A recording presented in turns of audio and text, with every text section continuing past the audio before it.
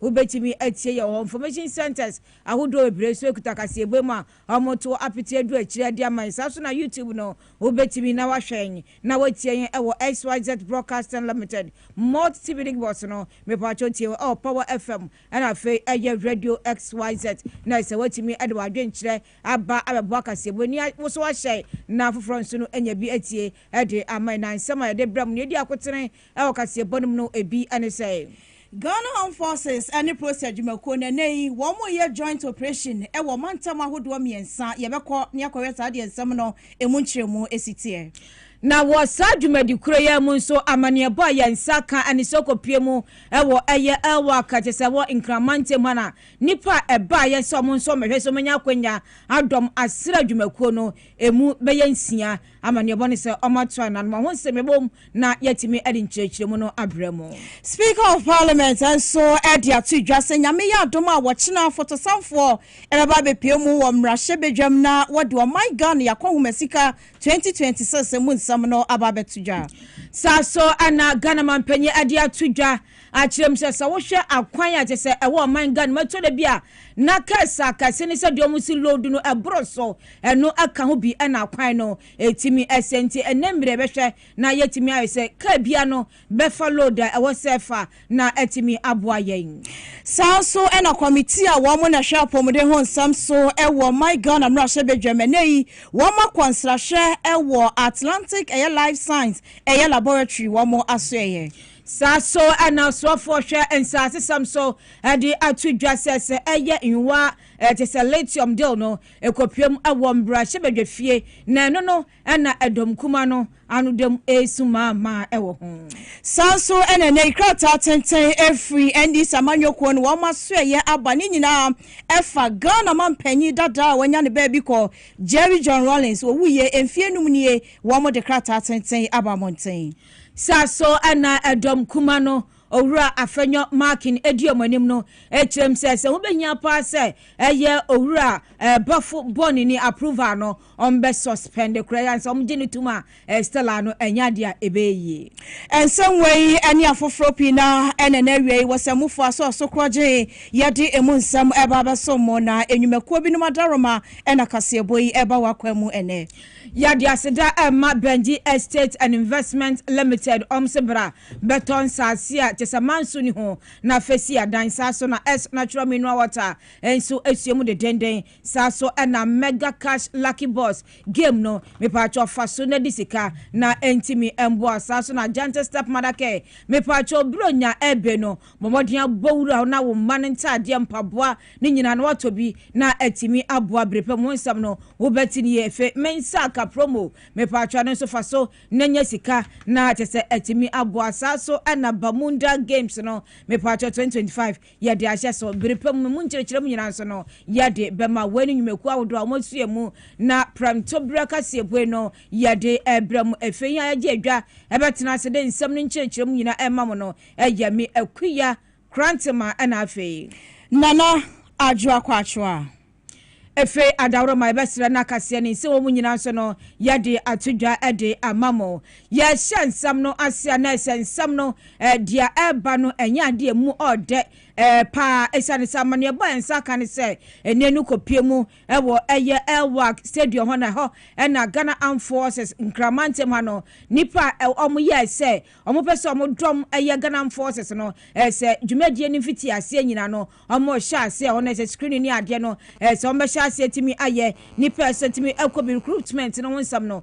ho nene se won ahya ase ni nyina no ekoso ho na mane ebo ye ensa kan se nipa se kobo dompem ho no akwakire so dododo ema mikase no nipa ni bi afima ahwere won kwa enye asem kuma na awrawosam no akirem se nipa maako beye insia ena se afirima omo ahwere won kwa isan so omo kopa akwanya se bi omo so no yebetimi afom na tese adwuma sa asira adwuma no omo ye bi ade aboa oman Ghana na se enenu se okopiemu ewa kwa se de nipa na bunkam so na se ehu wonyina chese Ghana mbebu no ai krado so mo padwuma ye ebeso oman Ghana nanso se efofia ntu ebinum se bia chese document ni adekora ni anje na yembie biom na se nipa no afiri mu se sa kwakọ ya werho a enya asem kuma kora na eba asa no de nipa ni bia kopie mu ewo eye 37 ayaresabia se yenhwe na so mo prepra no yembo mo sanso no mo nso afim no yade omako eye mu kura be ho yenko ama no so na yeni owura reche kuma do anhwe nkomo onim de bambo nsemu yembusa ne se nia ekwe no sa na wo se ekọ diane ena nka wo se se eye bambo dwumakuo no eye ansampo motimi afre ni padom nyina owura kuma do mpacho mo hamo akwaba mpacho nsemi de atie ni edian ena wo se anka Ghana Armed Forces no eye ewo ho yɛbɛhia new creativity and yɛbɛhia new innovative strategy na yɛmfa recruitment no because over the years numbers ne yard also and if you use the old ways of doing it ubenya problem meaning about your Accra Sports Stadium your Ewa Stadium your Legon Sports Stadium your Botima Stadium if the army has divided their children into 4 different stadiums still almost me take them through the endurance stage we are almost a part of the recruitment which is endurance and so if you cannot endure you die. But unfortunately, what created the death was non-fair amount of frontier by a stampede because Nipani Dorso and a boom pressure almost cross over the line. And a boom almost you see some other means by taking people into the stadium. Definitely a creative problem, a creating innovative strategy, Nipanu here. And see, you're wrong. Other than that, strategy we are very archaic and very counterproductive. And see, not some time ago, president can say you no region by region. Now you no region by region. Okay, and the Superboa. Oko Britain almost your recruitment. Aptitude test. Then they do some other things to go through from beginning to the end. But we are very archaic. And a problem the buyer. Yo auntie, dear SC womuno. Way forward and it's saying a day Ninia I was here soon said down kwame bino a be NCBum. Young change strategy no na yan a bit more innovative. Say yan region by region a bebwa.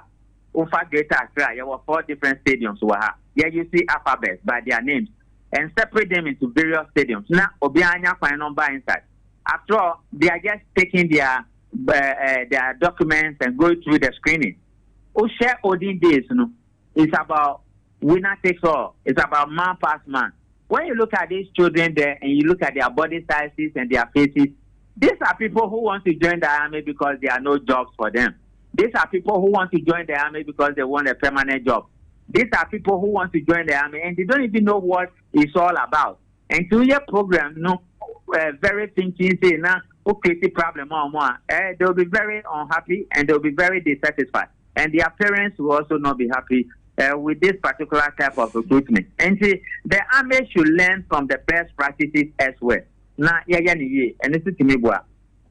Yo ora kumado ya debesi na se BBC akira ya san aba onanso ebiom na se arawosama ato Ghana enei imbabu eni abre pa adwuma asom oman Ghana ye kopa bibia bedi ene ye bedan ena enam ena se ne no akwakoba saa nanso no nyina mu no yebomoden na yewra grounds wonu brepa mu na ya hwese enie no ede mpo biom ena ekoso na esisa no kra no omo aka no omutibie mu omadwim no edian ena wo se ye ne omo ye kransa ye ka kire omansampo no ebia ya sanso atoa dwumadie no so anampo na nka abase no yen suspended na sadia owura Richard Kumado eka no yamodin empe another date na nka yenchem se ebia ebi nko eye Accra Sports Stadium na se no etimi aboa na sempo no ombeto aso ni nyina eye nsemmisa ne nia wo se ehwe na dankwa me BBC no ebi ensi ebium Yagusu agyinamu ewa asrafo wo mo ensensemu abanwe ni so ade hunu ba kopa ne se galamse ho nsankaya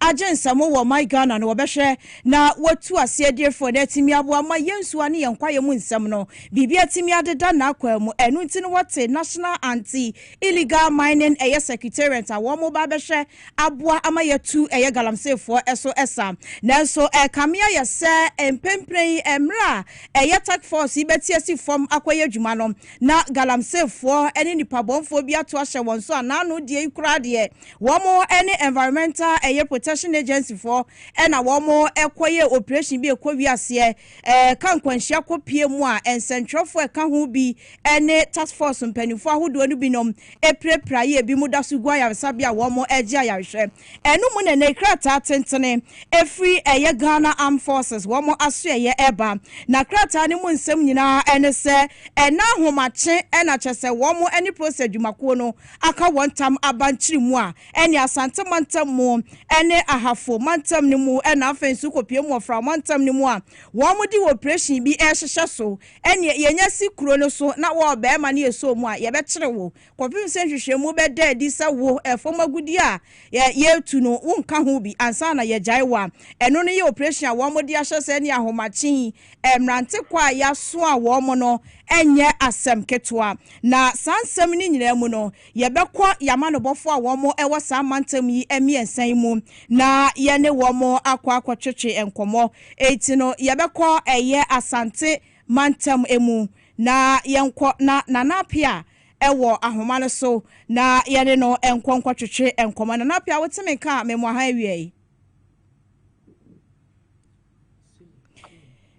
yakwa hafomantam no emu sule ewa ahoma no so sule memwa ha o mejo su minu aba na bo mo te sei Allah dawro ma me ho ye papa na asrafo ne prosifo dwumadi a wo mu edie sen ene mpempren situation no akwakosie minu a study atiefo ye di ka bo ma mane stress ubetiem ewo hwidiem ene ne mpotamu a enye asem kuma na enkontu amakomako be se enan no pay be sa homache be no miensa ekono nan mu ho ana soja for police for sanso na Ghana Immigration Service for eba honom se ebe chiche amanfo mu ho no na emom no emma ya ne mpenimfo minasa mbrewafo de o manche o na emom emmeba wa ne emrantie ne mema de o matimi achichi nipa no dodo na enkura me ka ho asem rom nkasem hwidiem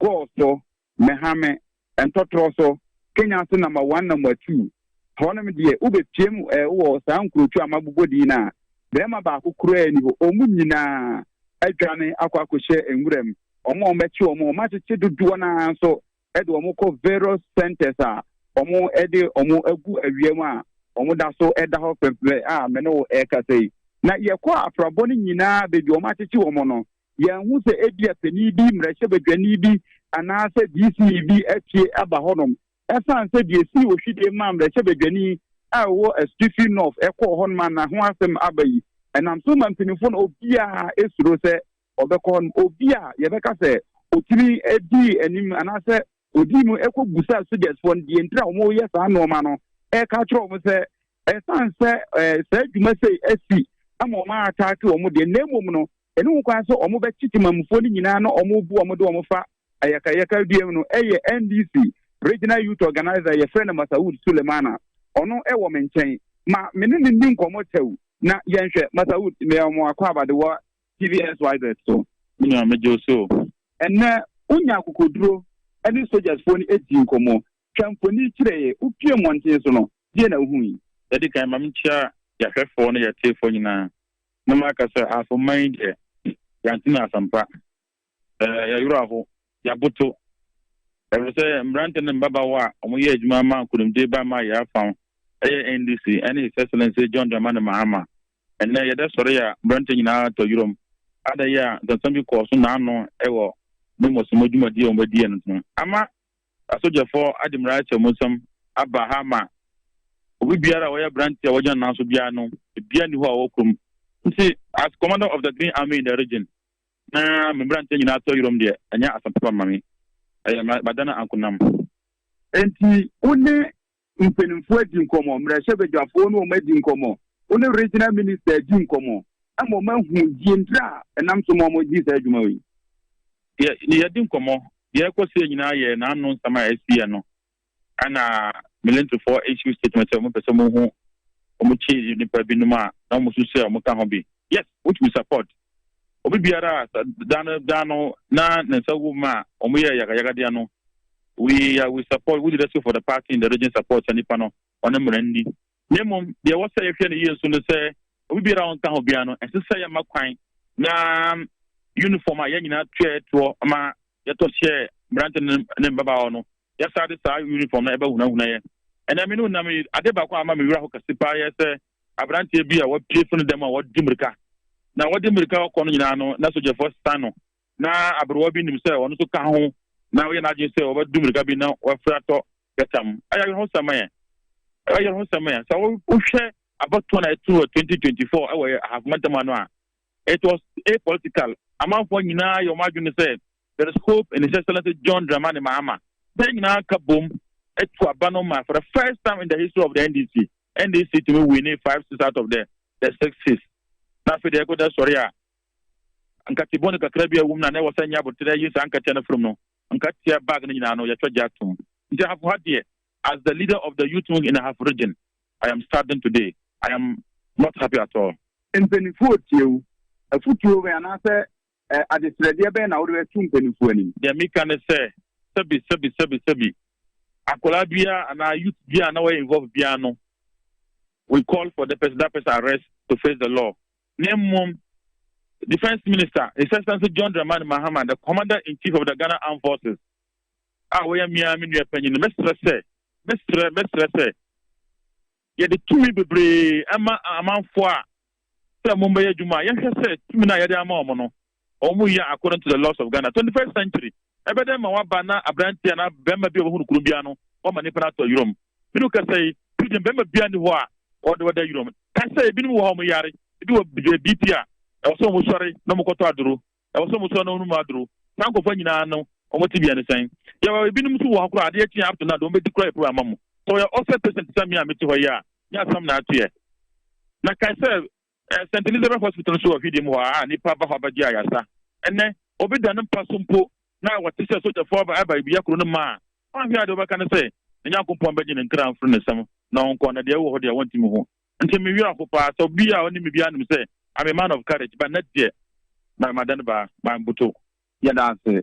Bimi aba nti ubetie nkrotu amakan dia ende bema bia ni ho aka manko a ene wo honom twidie mi ekopie mo hono St. Elizabeth Hospital a hospital kesi a aduduo na akwaje ayarefe e wo honom unhu se amanfo e wo honom district assembly obi anko aduma school fo anko aduma doduo na obi a atongura man prempre amene wo kase no soldiers fo ne da so nam krom ha omo ma chi omo no omo adwane nyina omo bo opunum na upia na omache ombo opunum na upia na omache omo da so correct and harma special operations no eduso a omo yenso ye ni di akire yensa ntwerofo no yetete na yetme twamfoni ba ku mienu bi omo so hu ya nya de bi omo do ye ho beche nti ye so edi akire akopim se no nsia no ye besi bia ye so sa besom ye tiefo Ase said the wakan kosoafo ani edi eche na de betodwa bia no yemfa emesom esefo ebusafo so the dramani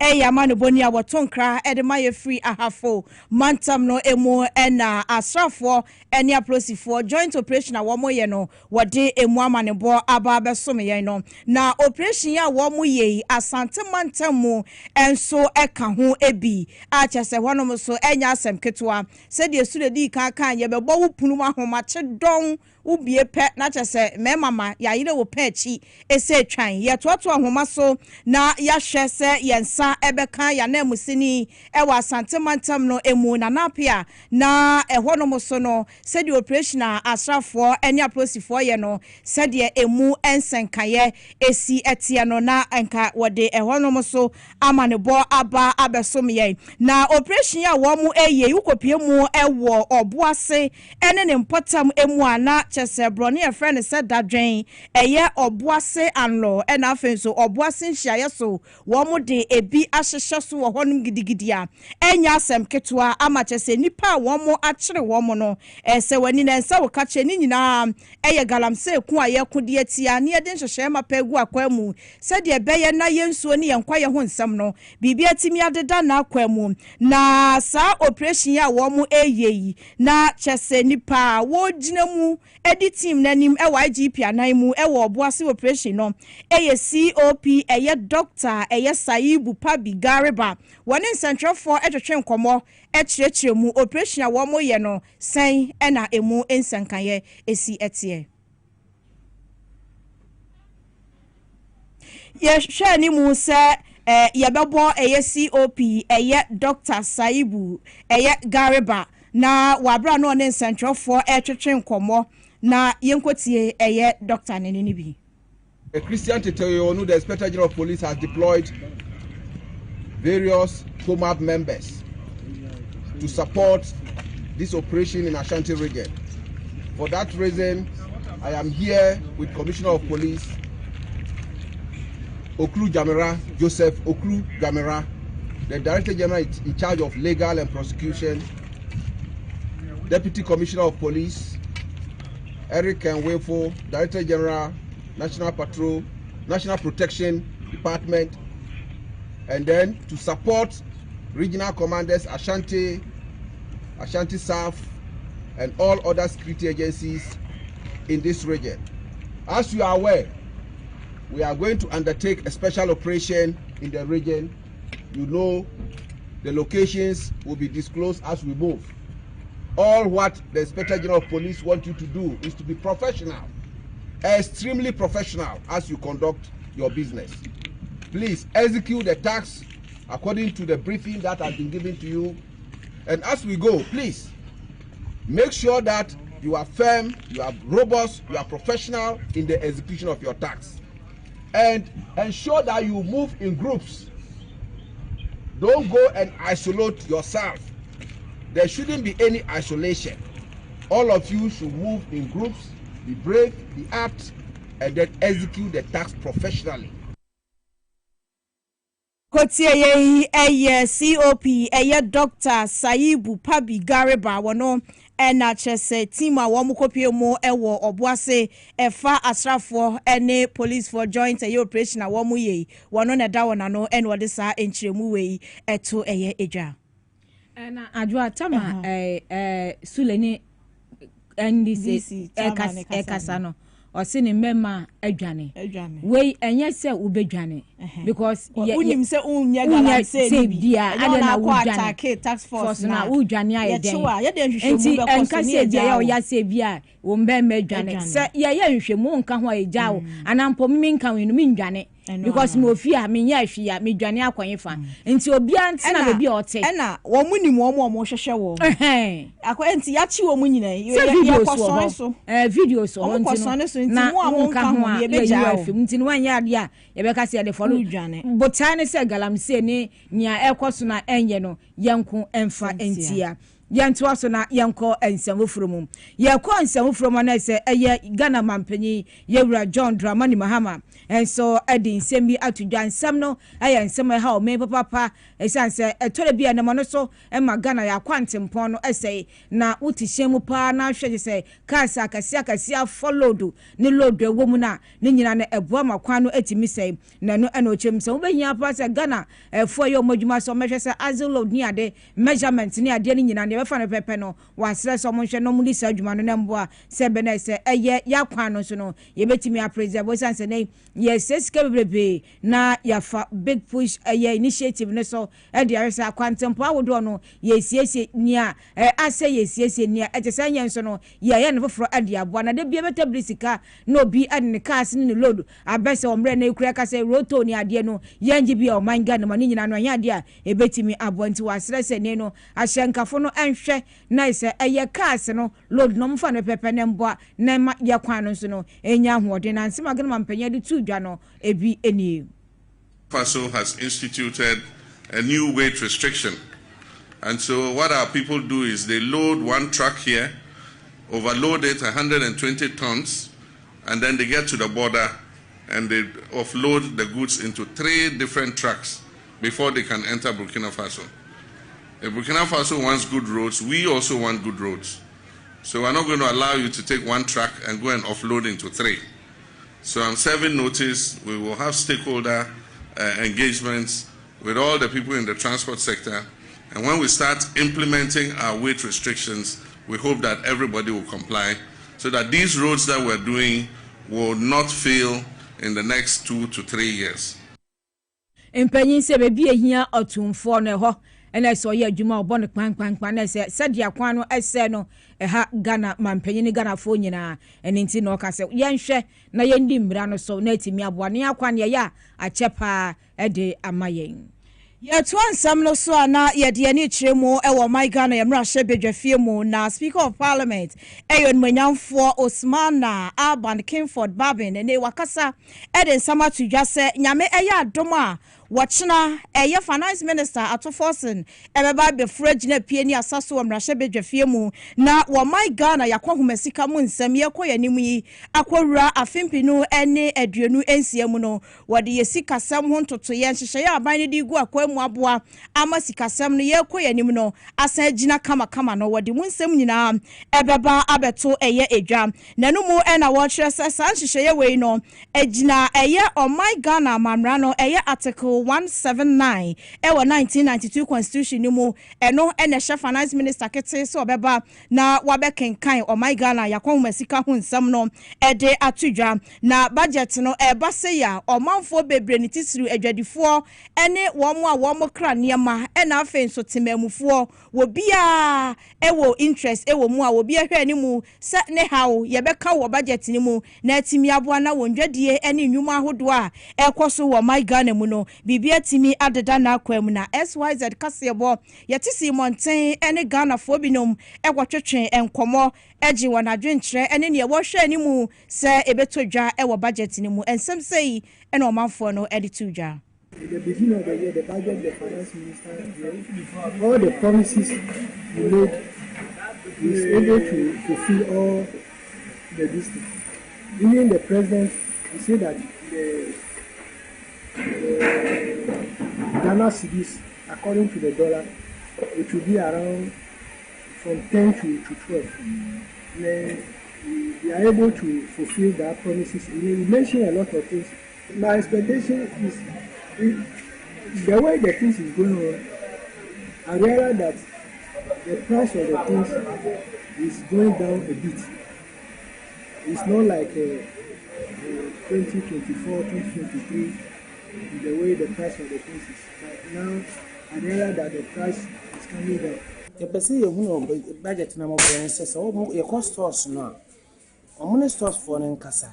Now, I wanted to me a manasso. They are so near to ye just away a Ghana for binum adventure efanya me ya domo a eye budget afoto samfo eye atoforsen edimunsem eba betudwa no manfo ndi na adventure atudwai yanto aso na yanko ensem fromu na chese Ghana ye odwumadi ahodo ye diade aboa na etimi akwaso baako eye awoya lithium dollar se ne Ghana fo binu ani twa kwan se no ebe hyase na nka aboa de hye so mo so no sa eye famdi tu no ebetimi aboa mom na eye osoafo hwe Ghana nsasam so ede atodwa na waba amane se sa hye se Ghana ban ene eche se adwumako no aye no ye de akokoto eye mrahye bedwafie ye hwe se omebobo hu na etimi aboa ni nyina mu no se adomkuma no ansori etia se hye no ya de betimi aboa na wo hwe eye kana osoafo no hwe nsasensam so ewo mangane wo wura Samuel Abuginapo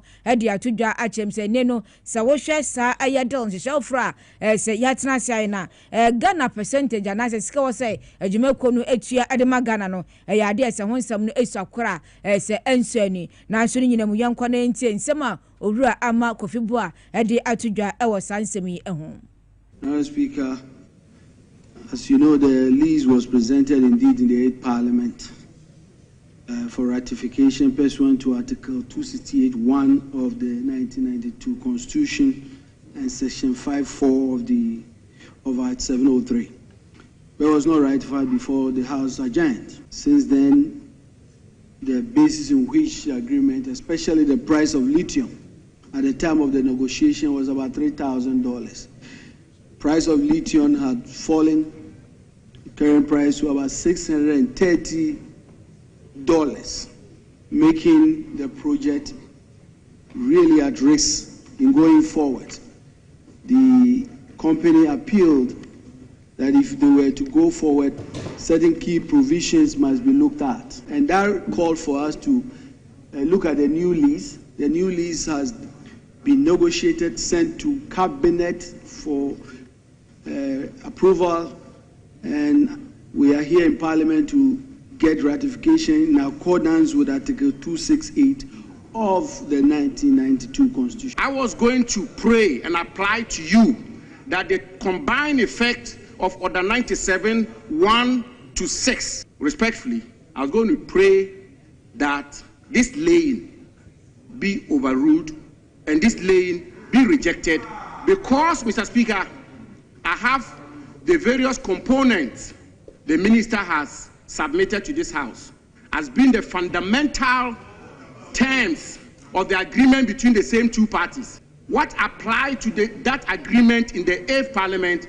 which fortunately was the same speaker in the chair, and which culminated in the rejection of the attempt to lay that agreement. The Speaker, same should apply. Mr. Speaker, I conclude by submitting that the position you took in the 8th Parliament was for the good of Ghana. Lithium, Mr. Speaker, is the bedrock that the world is attempting to use to fight climate change. And so when the Speaker insisted that Ghana should get the full benefit of the exploitation of our mineral resources, one could not disagree with you. But the question today is that 2025, Mr. Speaker, what has changed?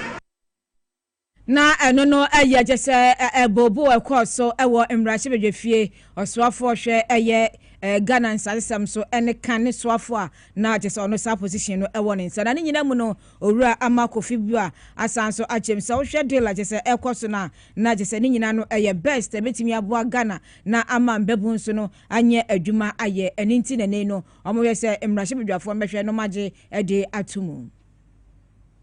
Lithium price per ton $3,000. Price not to form say pum.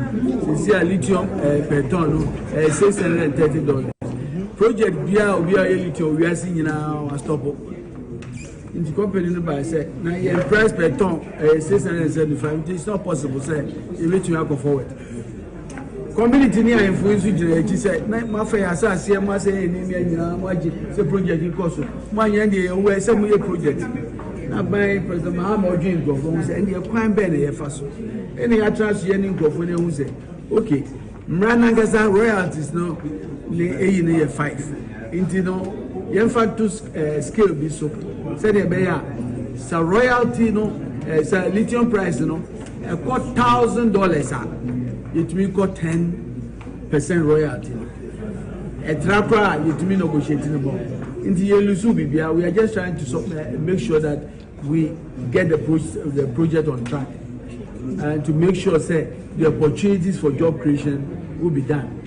And so it is not any of press negotiation area ban reduce in fact ya mana boa we hwe niam area ban prana ya ka wo say ekwan ya fa so betimi a shipe lithium na inside yan kwan ni ya condition. It's negotiation area ban a better pricing better. The Honorable Kofi Amwano Churchill Lithium de la Ghana by NFA Balari DV Ghana Limited Ayano a home faso dear a day MIA.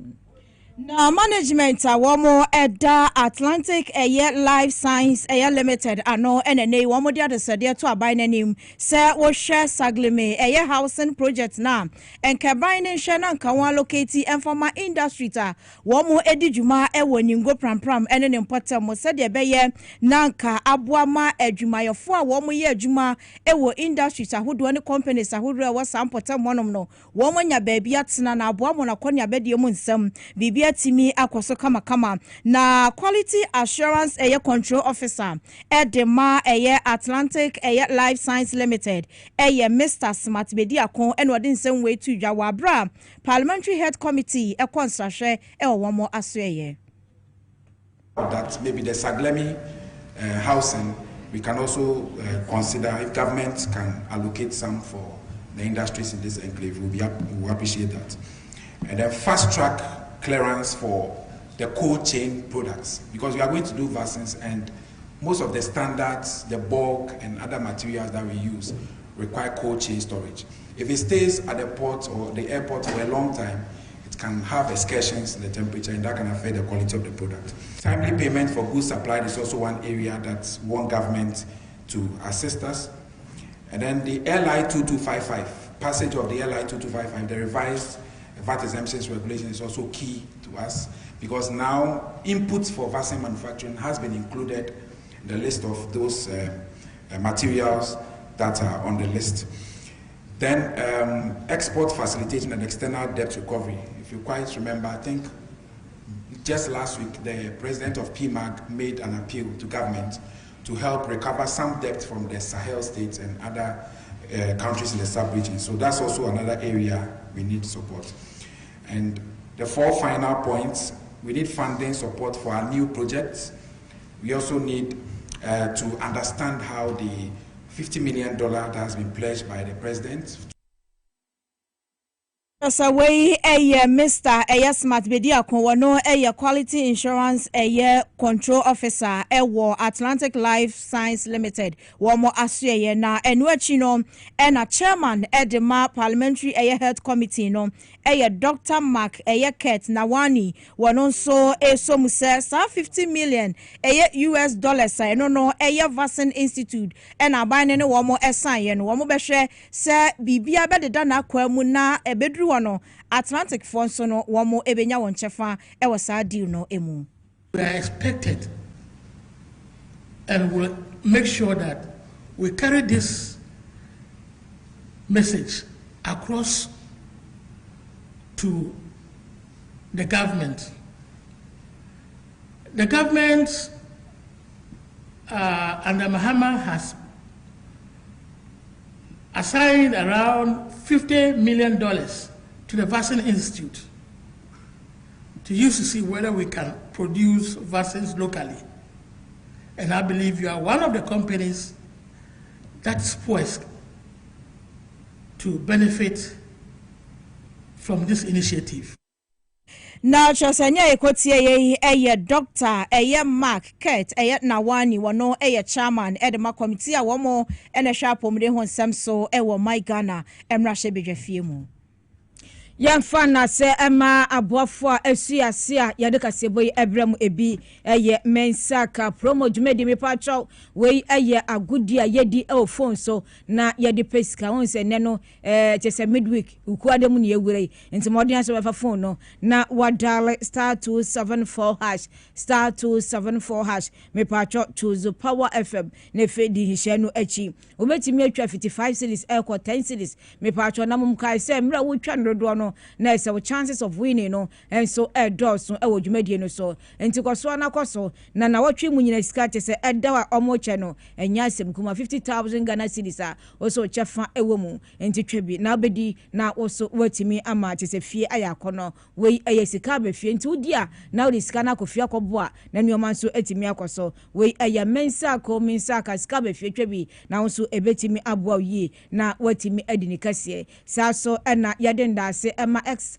natural mineral water me pacho nsupa nsukrojen ene udu dwuma bia na se wamfe bia nsevo ase a na se wonya guy esanse no ne nsu a aba abonte se onuma obu eto yambie ti se afa kwampa so apomuden kwan so aye ne krojen a Food and Drugs Authority enso age adiatuma hodo ba miensa ni ape bia se bo no so ofom kama oto nsu wo traffic mu ana se uwo hotel bi pensio na wo dia servo awo ba onyina me pacho X natural mineral water no ebi na so oto na ise watimi adia so mekom so bi eben wo obenye bi ato anase frɛ na yemfa do ema 0596273546 0596273546 obedwumekum ha so TVS wazeta obenye bi ato bisa Mr. Robert adodo opebia no yebenya ma na ode akwakosoma na asa akotom otom ekɔ nti benya mfa so dodo na etimi aboa sanso na ise eye Benji Estate and Investment Limited yɛmfa nto ɔmanfo nim sɛ buronya no yɛwure mu ane sa mepaatwɔ buronya no so ankɔtɔ chocolate nkɔtɔ bia na mu kyanade sɛ ebekita na afebɔ ebi ɛyɛ nsase nti wɔdɔfo bi nua bi sɛ wohwɛ a waboa wo na apɛ na asɛm no to asase ne bi fa kyɛ ne ntimi ɛmboa ɔmo mu obi ɛwɔ ɛyɛ Petroleum airport city ɛsɛ ɛno no ɛyɛ 25,000 Ghana cedis plot no 25,000 saa so ɛna ɛyɛ Shai Osudoku ɛkɔ ɛyɛ akosombo kwantempo no so no ɛno so ɛyɛ 4,000 Ghana cedis saa so ɛno mu obi wɔ ɛyɛ after Central University ɛkɔ ɛyɛ B5 company ntɛmɔ no ɛhɔ no ɛyɛ 70,000 Ghana cedis so ɔmo ne nyinaa so no ɛyɛ 70 by 100 feet ɛna so ɔmo susu nsuo hɔ nkanea obibi hɔ saa so na kɔtɔn so ɛsɛ ɔmo timi akyɛw asase anaasɛ ɛyɛ anwea san na watimi ɛde start project no ɛhɔ manso bie no saa so na wotua asase ne ka papers ne nkrata asɛm nyinaa no ɔmbɛyɛ ɛde ama akwa ɛsɛ wontua kapere kora nti mmɔden aso ɔbɛkɔtama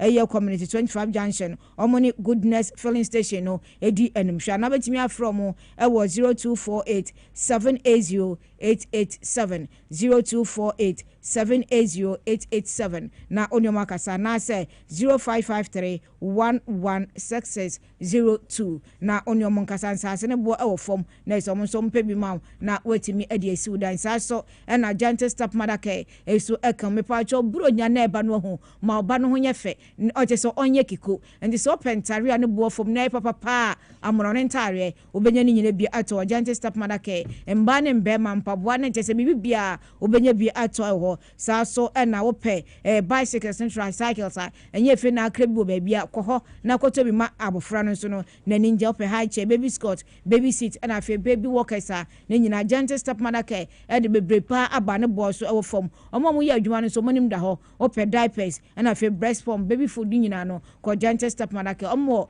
Spinters Road omo ben Pogas furniture obehu omo ne Absa Bank na die nimhwe enti wo paniama papa na ne bo e wo fom a gentle step madake duo na kope binato from 0244 238 477 0244 238 477 na woni gentle step madake nkasa ne no papa no so ma binto na ese no so no entimi enye kama saa so na mega cash lucky boss me pacho eno si adwumadi ye ni ofom so agora ye ni ofom so enye sika agora mo enye sika no ya agopa nti wote ho asema na watie ni ye me pacho fa phone na ekita wo na ukita phone me komondo fa phone na ekita wo na dial star 2 star 426 star 5 hash star 426 star 5 hash ewo phone so me pacho na ese wadi akire box mako nsia beba nya befa bia sika akakraka sika mu odu sika betimi aboa wo ehya ase fa ba ko keke na ese 50 series akọ na wonso no watimi edi sa agro modern se wunya 18 years ahunka na mu 18 years and above obetimi edi eye mega cash lucky boss agrobe na watimi enya sika pudo edi agro na se de aboa ufie me pacho ngina no so yentwi a wosema ba de aka ye de atoa so amamo.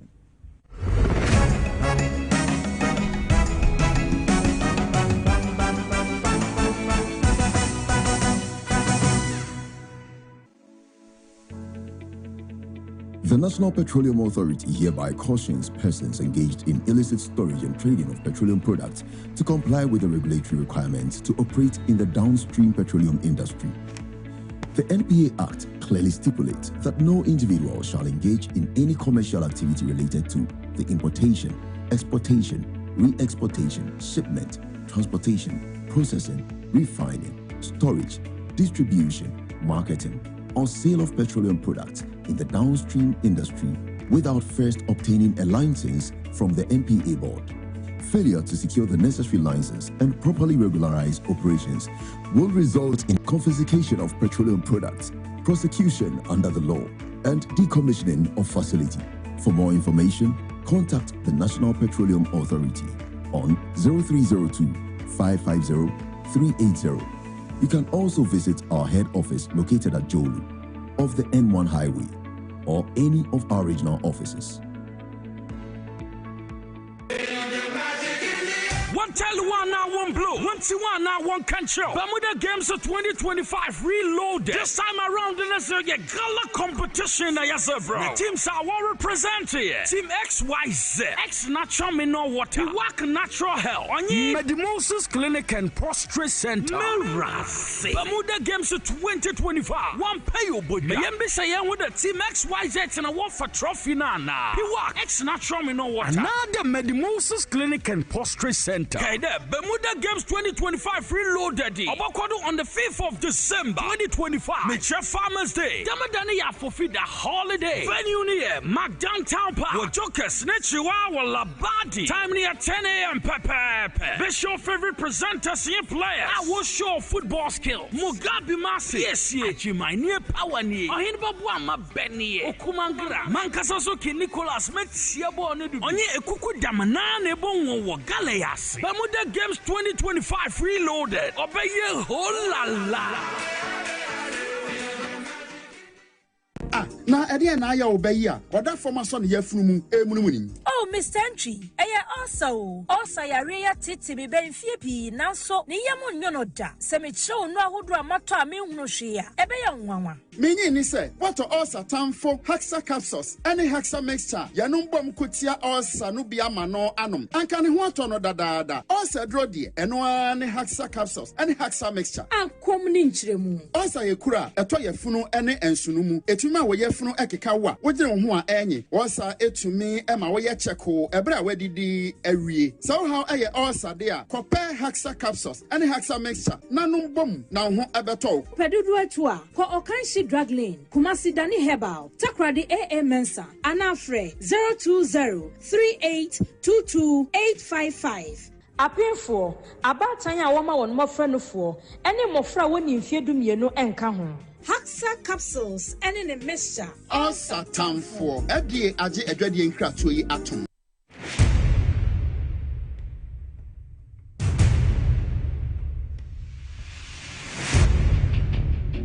The average human body mass should have at least 60% water for optimal performance in any physical or mental exercise. We can help you maintain it naturally.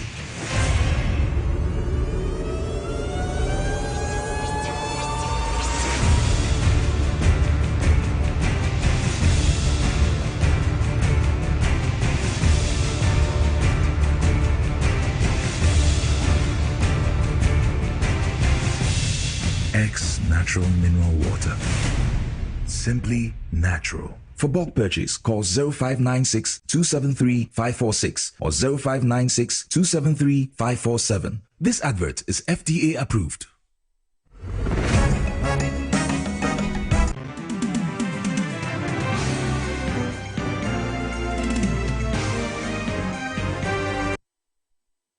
Yamu akwaba se wajebre atwen yen na yakwaje aboafo enkrato ede aba wo fedru so ne ewramu ewadwadie ene sikadwa emu ensemu a na president awono ene oda Ghana Union Traders of Association anom eye Dr. Joseph Waben ene wo bo aban no abaso ye pane tituru mampanyi John Dramani Mahama ena afa Ghana Revenue Authority e wo hyehyema pomudi gu akwemu a ebeboa ama etuatua ho nsenkaye bibia etimi adeda na kwemu ensem sei eno panyino edituja so da bia no ya ne ka se taxes nyama emu enye hare yama ne nye simple yama ne nye fair eno na dwadifo ya hwehwe all this time o se kane no taxes na ye wanyan dodo edu obi entimi enye se nipa no petu obetu ato ba se etuo no tua no eye de ma ne nti no ubo so wo dwane to no eni ti sanji se a wo ma ye a ebe ma taxes no etu na ye simple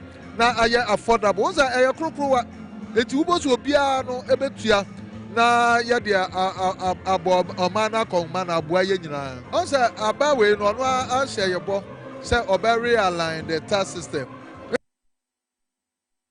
Twi ena Dr. Joseph Waben ede to adwadifo nyina anim se eto esefata se obia etu asedwadini no wo mo hwe na wo mo entua Senate na aba form enti anu so boa ema duty no emu ye ha kakra ma yen ni aka ene etu ahuru a ewo port one o say ya na dross ododo ye kan ya da ye ne omampani kan ye na ye be 22 cost items at the port.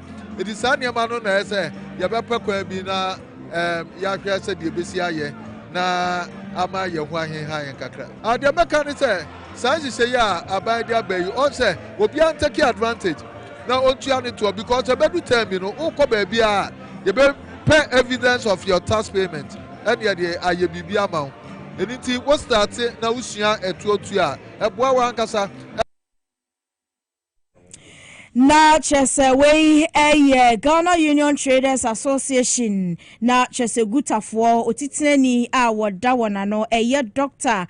Joseph Obeng na wode enchemu we ato edwa na adravafo eni apasinyafo a wo mo ewo kaso ane ne mpotel mo enei wo mo dia bo ani fise apasinyafo no echiremu a adravafo wo mo wo kaso edi kopie mu ewo budumbru ane ne mpotel mo womo eji womo sika ensem fata na ese lorry fra na ye 450 pesos ene ino womo charge womo 10 Ghana cedi womo susu se adraba fo no ene womo eni ni enti apasinya fo no ene ales don kwotwetwe nkomo ensem sei no mo de tuja e utu bleku na sa ho ba kaso a 50 pesos se ufi bleku na sa ho ba de lorry fra na omo je ne sa na mmom ufi kaso na sa ho ko e utu bleku a na ma je lolo fe na 10 cedi ane ubesi wo hemfa bebi a ubesi bia no ubedu bleku undu bleku 10 cedi na omoje nti aha pa na ka kire police for mo kaso anu se le ekoso wa ha mo omo mehwe me se petrol kwa asan atete so na se still na so omo je lolo fe 10 cedi wa bla 5 cedi 50 pesos na 4 cedi 50 pesos nko a omo je atoso ndi yesre na chasa we passenger fo a wo mo ewo kasoa edikopie mu ewo breku ne mpotam emu na station master a wono ewo kasoa breku station nana oto aboa wono so edinsem we na tudwa de bia na ye ka no so mutie aseye mpenifo a ebebo ba ye ka no man kasa so de mbrane ye den show mu nsem omo de mbrane show mu nsem na wunya passengers no so ye den ebo omo yeah, they are because if someone to all fame, yeah, be order from national and the national bar region. Now region they are bread and penny for. By BBS sound cost here. To one cast over a crowd, one cast away will be. When would the cost? Casting banner, Pomoma, still no more passengers no muchins. Yes, Ramo, say I'm only passengers in Casa. Omobas. Na chasa we station master wono ewo kaso breku so ene ne mpotam emu na wono so de nchemu we ato edwa na yebegina no so na ese from tobrakase ya de bram ya de asi na me ba adwuma me ho bibi lolo fantum ya no brothers bi afa atomo so wo pokuase se normal fare no e wo se ye adwuma fi pokuase ba circle 10 cities monje se de wo se moje na mboa sa so na wo sanka obi so sorry ejina kokko board anim ho se ka so afo moje 15 ombre 10 cities ne de insamfo ye 15 cities omje 20 cities ni nyina no ombetete so na mbra na ye adwuma MC ya wo je se akra mayor yesre se we nu fa ho jimbi na embo ne nyina no ye nya hoto na ye beda tim ni nyina ase ama popma chicheku sa so never green Kofi Abrantie ya du bia ni mpiesie ela opoku eni tim ni nyina no ye do bia ase efei Elizabeth Ego na siesie ho man MC na camera ye do bia ase ye beje pene ebe so mo me akuya krantema na afei nana adwo akwatwa adamase akramo